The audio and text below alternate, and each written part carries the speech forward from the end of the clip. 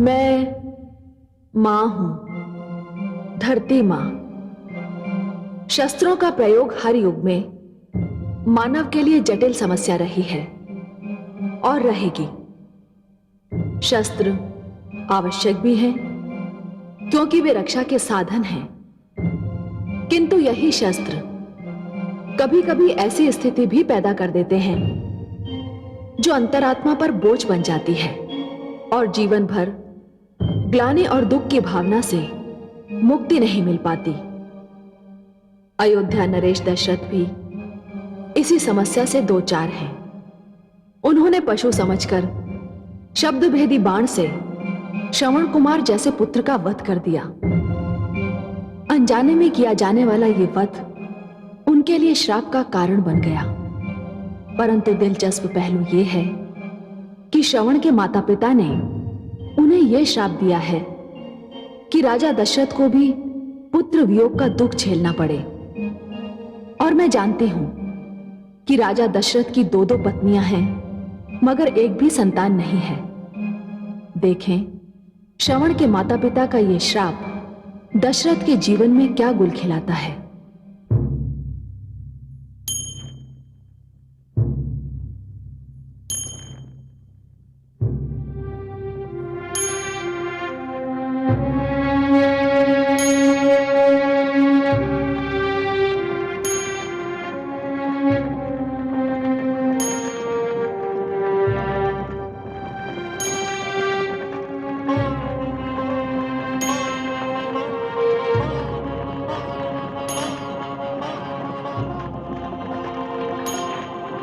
ईश्वर, कितना बड़ा अनर्थ हो गया। मेरे हाथों वो पुत्र मारा गया जो एक आदर्श पुत्र था, जो अपने नेत्रहीन माता पिता को कंधों पर उठाकर तीर्थ दर्शन करा रहा था। ऐसा पुत्र संसार ने कभी नहीं देखा।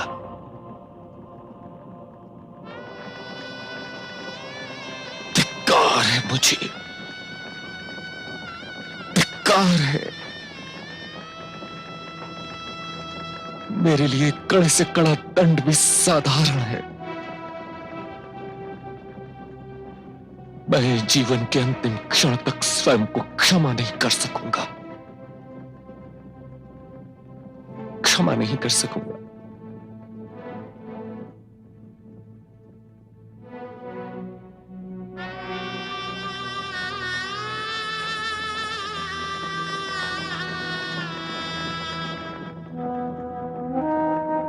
मैं इस योग्य तो नहीं, परंतु हो सके तो मुझे क्षमा कर दीजिए।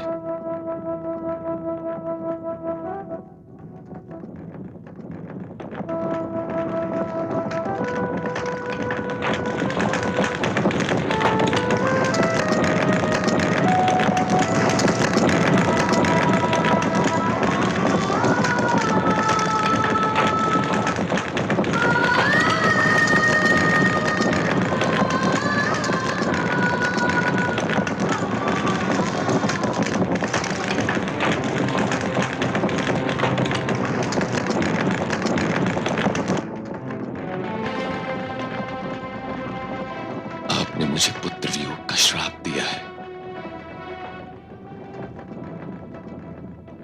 कदाचित आपको ज्ञात नहीं था कि दो पत्नियों के होते हुए मेरे एक भी संतान नहीं।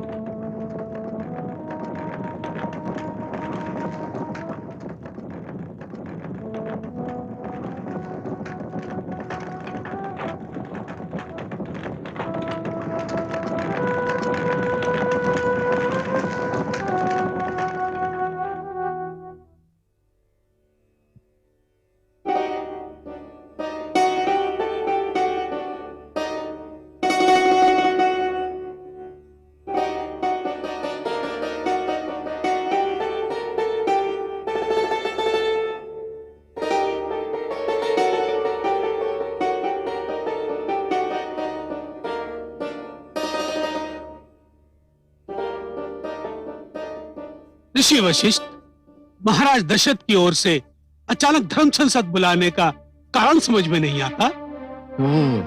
आश्चर्य तो मुझे भी है। राज्य के किसी कोने से किसी अप्रिय घटना की सूचना भी नहीं है। लगता है महाराज आ रहे हैं।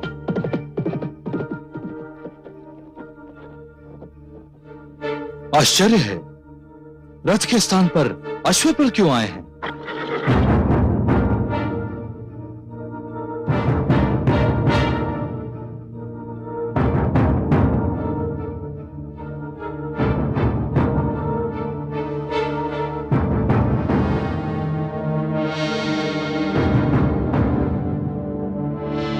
यशस्वी बाबू,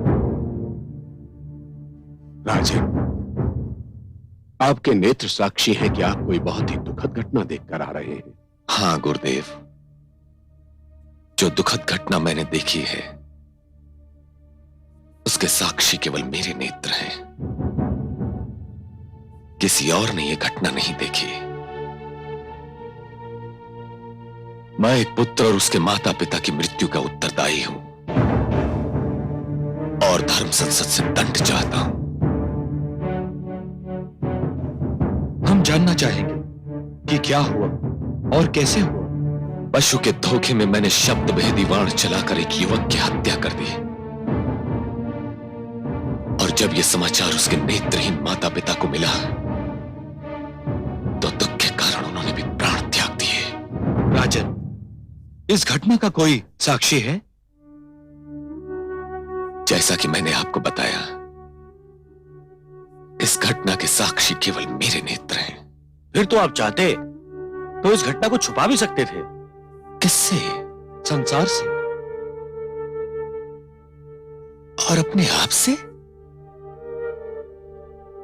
क्या मैं स्वयं को विश्वास दिला सकता हूं कि श्रवण की मृत्यु मेरे शब्द भेदी वाण से नहीं हुई? कि उसके नेत्रहीन माता पिता इस दुख को सहन नहीं कर सके?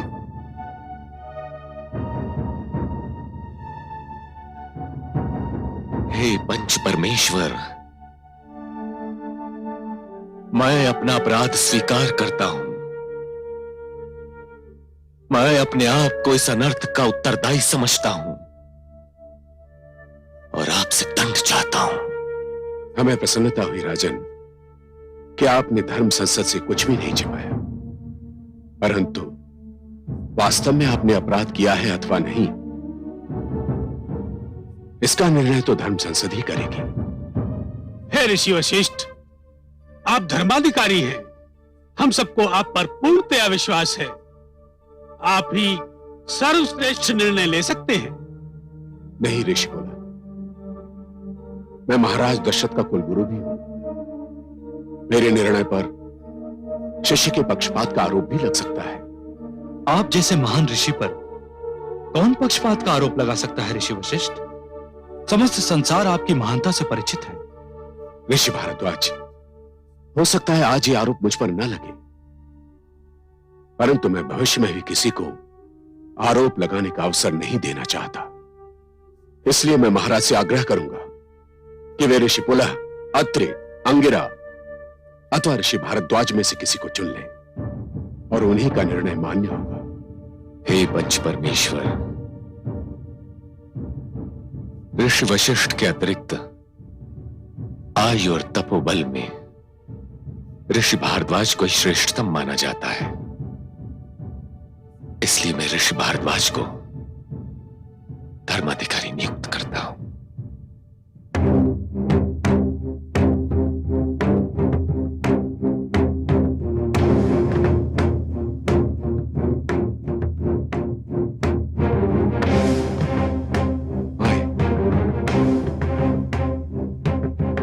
आसन ग्रहण करें।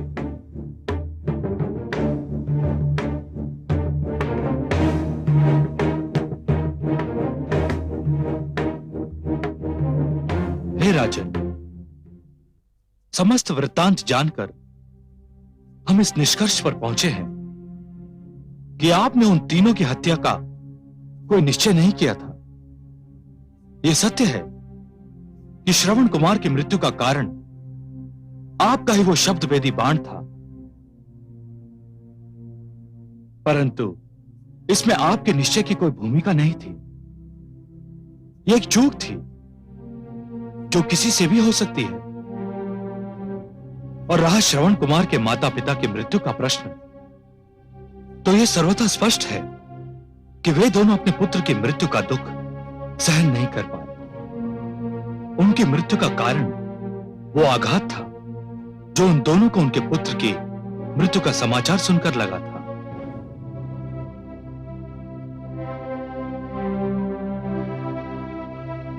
इसलिए हे राजन, मैं आपको इस हत्या का अपराधी नहीं समझता, और क्योंकि आपने सत्य से कार्य लिया, इसलिए आपको किसी तरह का दंड देना भी अनुचित होगा। किंतु हे राजन, शब्द भेदी बाण सदैव ध्वनि को सुनकर चलाया जाता है, और यह ध्वनि किसी की भी हो सकती है, जैसा कि श्रवण कुमार के विषय में हुआ। इसलिए यह धर्म संसद आपको आदेश देती है कि आप भविष्य में कभी शब्द भेदी बाण का प्रयोग नहीं करेंगे, और यही आपका प्रायश्चित होगा। मुझे धर्म संसद का निर्णय अक्षरशः स्वीकार्य है। मैं इस निर्णय के समक्ष शीश नवाता हूं और वचन देता हूं कि जीवन में शब्द भेदी बाण का प्रयोग कदापि नहीं करूंगा।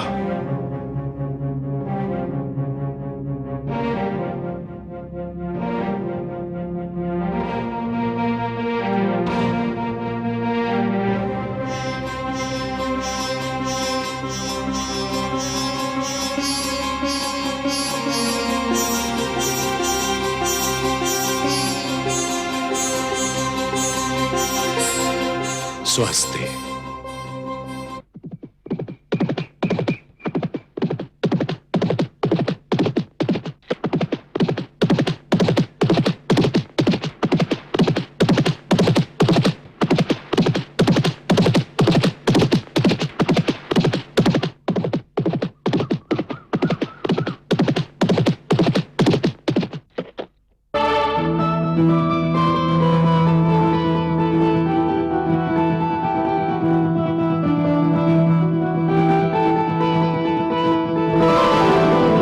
कौशल्या की जय हो।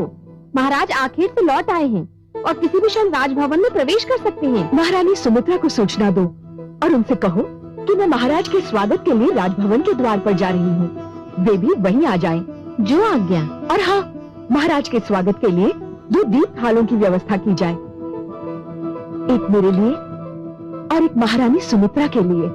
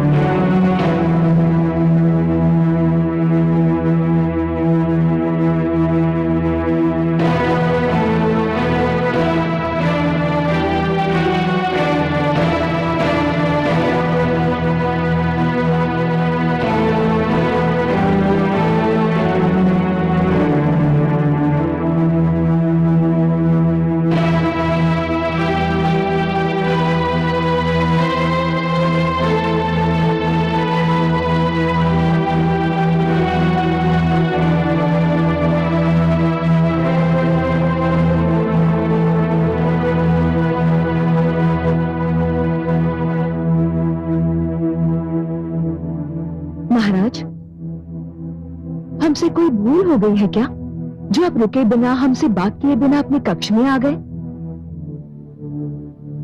क्षमा चाहता हूं महारानी कौशल्या, मैं बहुत थका हुआ हूं। केवल थके हुए नहीं महाराज, आप बहुत अधीर भी दिखाई दे रहे हैं।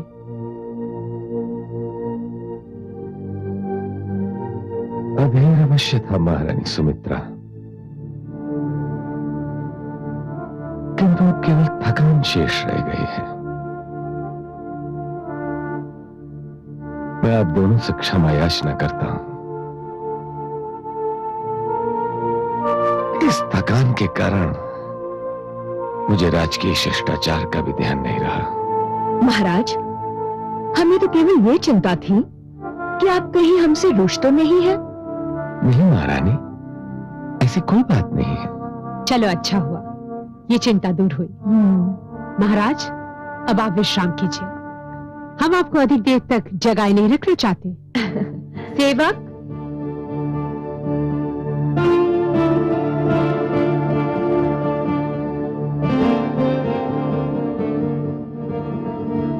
महाराज की जय हो।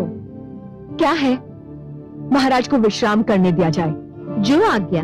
किंतु पड़ोसी राजा कैकेयी से कोई बहुत ही आवश्यक संदेशा लेकर आया है। कैकेयी दूत के ठहरने का प्रबंध करो और उसे कहो कि महाराज प्रातःकाल से पहले किसी से नहीं मिल सकते। जो आज्ञा महारानी। ठहरो, कैकेयी दूत से कहो कि हम उनसे मिलने आ रहे हैं। जो आज्ञा। किंतु महाराज, आप बहुत थके हुए हैं। उससे कल भी भेंट हो सकती है। नहीं महारानी, कैकेयी नरेश ने इतनी रात्रि को संदेशवाहक भेजा है तो अवश्य ही कोई आपात संदेश होगा। पड़ोसियों की पुकार का अंतिम अक्षर समाप्त होने से पहले यदि उनकी सहायता के लिए न पहुंचा जाए तो स्वयं को सभ्य कहना अनुचित है। मैं जाता हूं।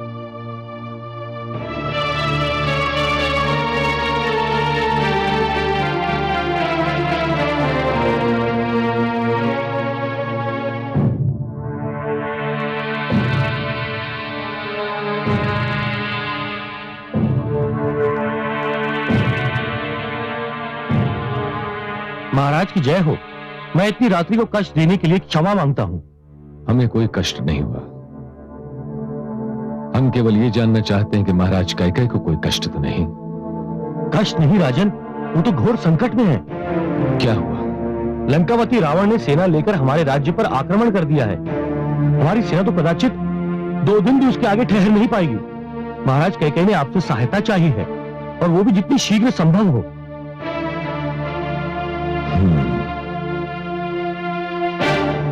पड़ोसियों की सहायता करना हमारा धर्म है। कैकेयी नरेश से कहिए कि वे चिंता न करें, हम कल ही अपनी सेना लेकर उनकी सहायता के लिए पहुंच रहे हैं। महाराज दशरथ की जय हो।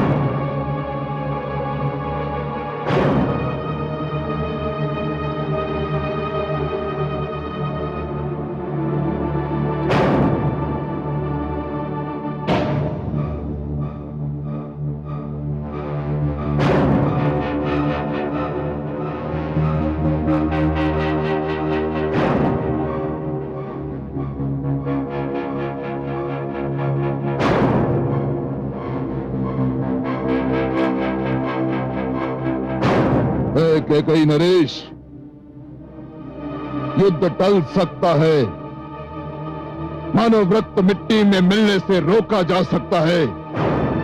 तुम सर्वनाश के संकट से बच भी सकते हो, किंतु सबका केवल एक ही उपाय है कि तुम आत्मसमर्पण कर लो, मेरी प्रभु सत्ता स्वीकार कर लो और लौट जाओ यहां से, लौट जाओ।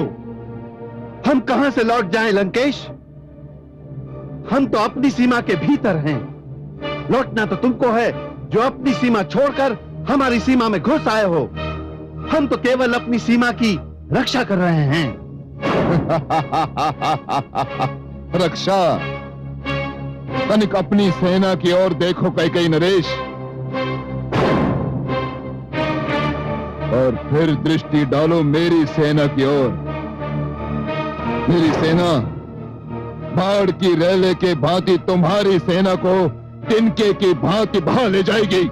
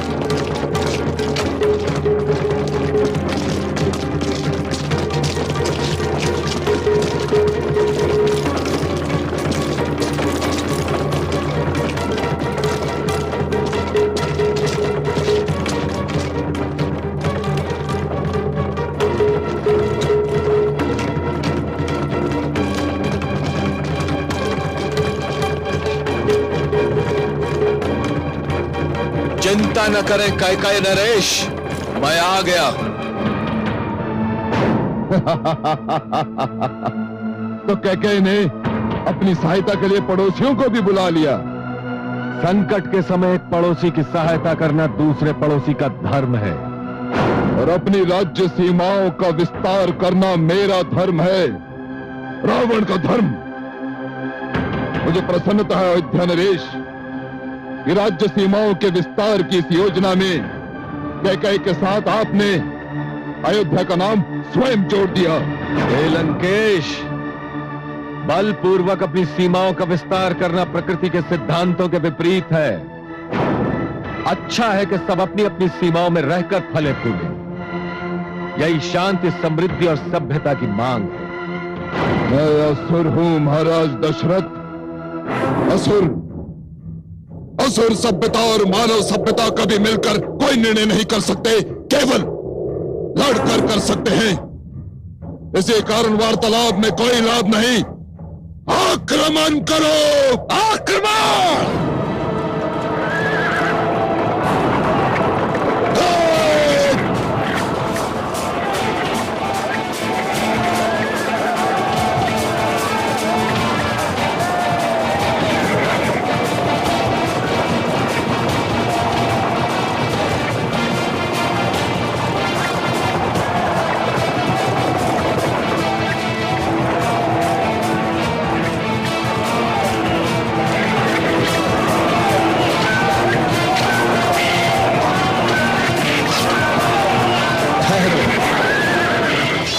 सावधान महाराज दशरथ, सावधान।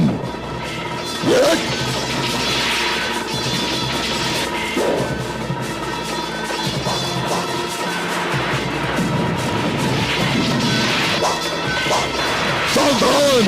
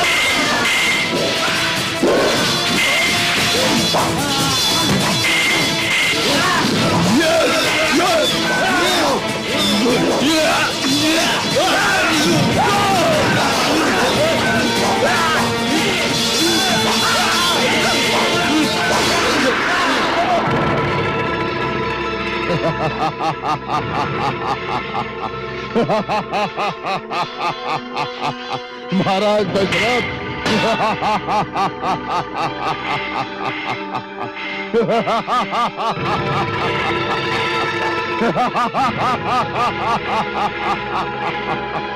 तुम मुझे नहीं मार सकते। मैं रावण हूं, रावण।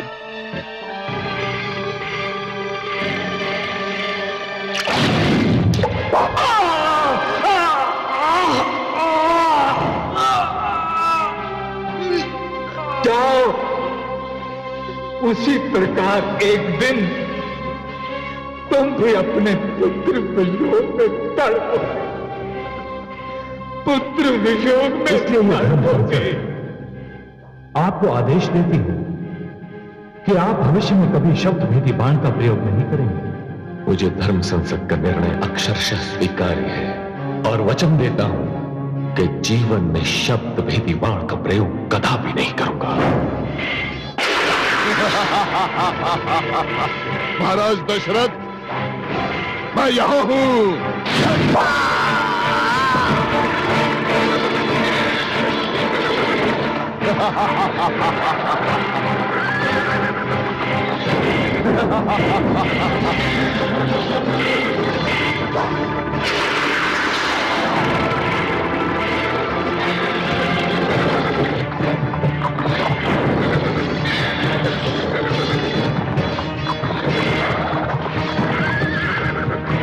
क्षेत्र संभालिए महाराज, मैं रथ संभालता हूँ।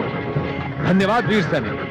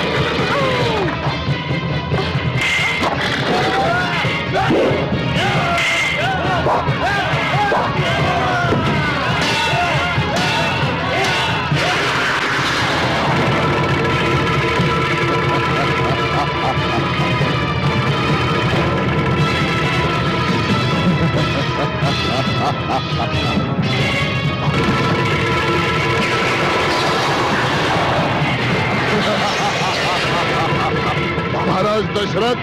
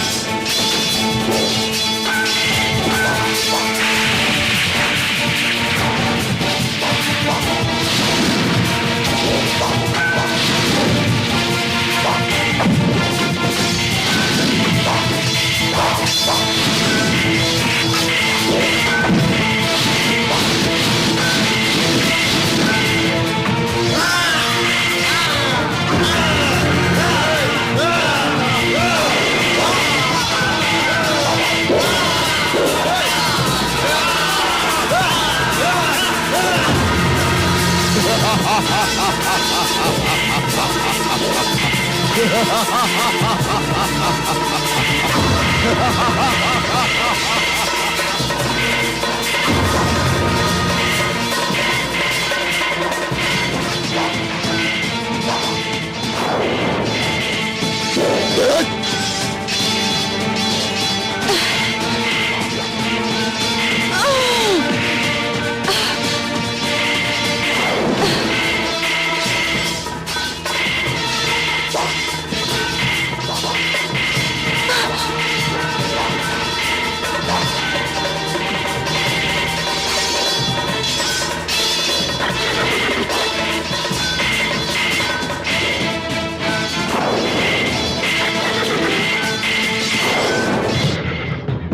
सारथी, चलो सारथी। चलो चलो।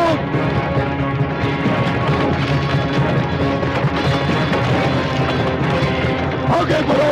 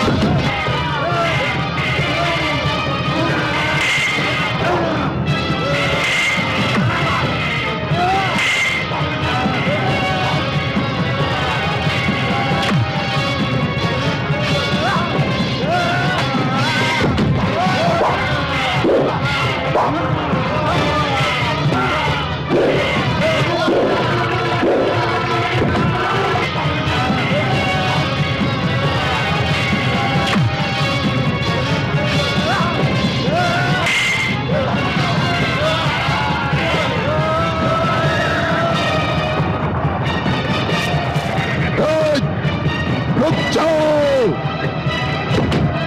लंकापति रावण तुम्हारे साथ है। रुक जाओ। मैं कहता हूं रुक जाओ। रुक जाओ। लंकापति रावण तुम्हारे साथ है। रुक जाओ। मैं कहता हूं रुक जाओ।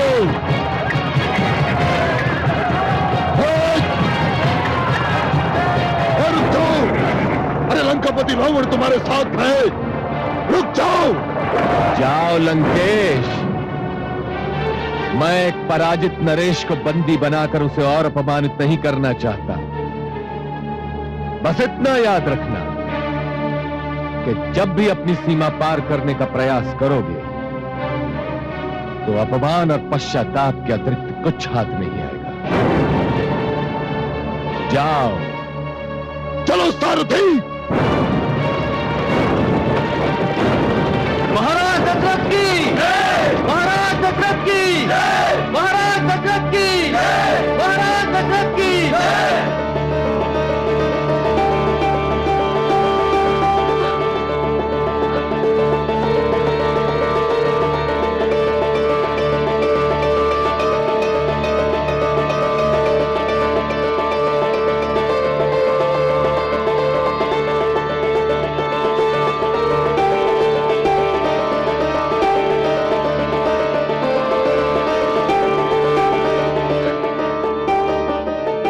मेरा रथ संभालने वाली,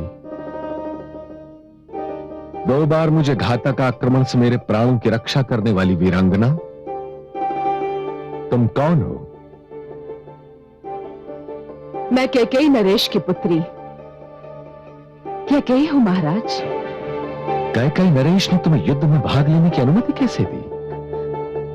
मैंने अनुमति मांगी ही नहीं। जब मैंने सुना कि अयोध्या नरेश दशरथ मेरे पिताश्री की सहायता के लिए आ रहे हैं, तो मैंने भी निर्णय कर लिया कि ऐसे पड़ोसी का धर्म निभाने वाले की सेवा मैं अवश्य करूंगी।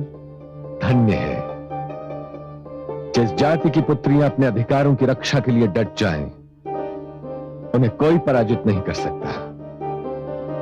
ऐसा सारथी पाकर मैं धन्य हो गया।